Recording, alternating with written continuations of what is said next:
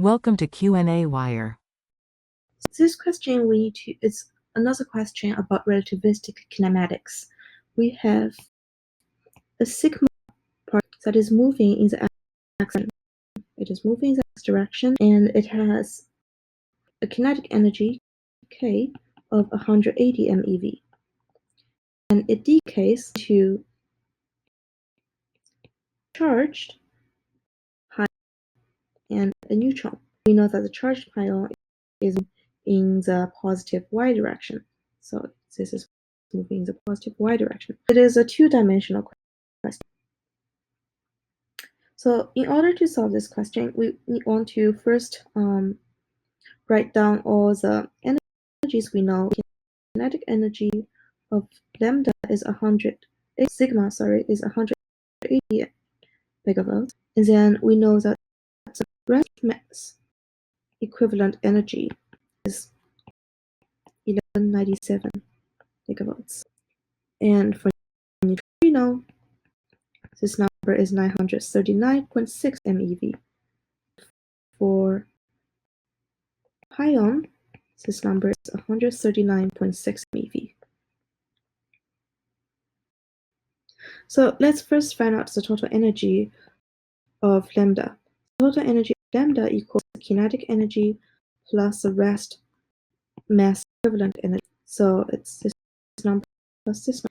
And this energy is 1367 MeV. This energy is conserved in is conserved in this reaction, and we also have conservation of momentum in the x direction. So the in the x direction, momentum of neutron in the x direction, we know the pion in this case is y direction, so it does not contribute to the x direction momentum. So all direction comes from, so neutrino direction momentum squared times c squared is going to equal to the initial momentum. And p squared c squared is equal to the total energy squared minus m squared c squared. Again, if you still remember, this is the equation from the book. This is and c, the momentum and energy relativistically. And we already know what, and then we know what m times c, and this number, to find this out, is equal to 4.633 times 10 to the 5 MeV squared. So this is the equation we have for conservation of momentum. And then we also have conservation of energy, which is a energy of sigma equals the energy of pi. The energy of pion is the rest mass energy, but it also has a momentum component. Similar for neutron, it has its rest mass equivalent energy, and it also has a momentum contribute. This can be rearranged so that we find the mass of neutron is sigma plus mn squared c to the fourth minus m pi squared c to the fourth plus px squared c squared, where 2 times the energy of sigma. If we look at all of the items we have already found of the item, we know what's the energy. These are just constants. So more we found out in this. So we can plug all of the known numbers, and the energy turns out to be 1170 MeV. So I think in this case we are looking for the kinetic energy. So the kinetic energy, so let's see, what are we looking for in this question? We are looking for the kinetic energy and the direction of the velocity. In order to find the kinetic energy, all we have to do is we can take the total energy and subtract mass equivalent energy. This is the amount of energy that does not come from the motion but from the mass. And what is left is the amount of energy that all comes from. So this is going to be 230 MeV. So this is our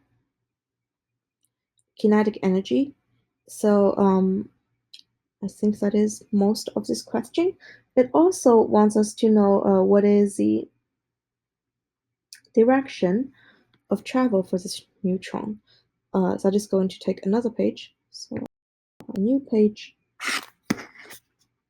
How do we find that? We have to find that using momentum. So momentum of the neutron is given by, again, this relationship.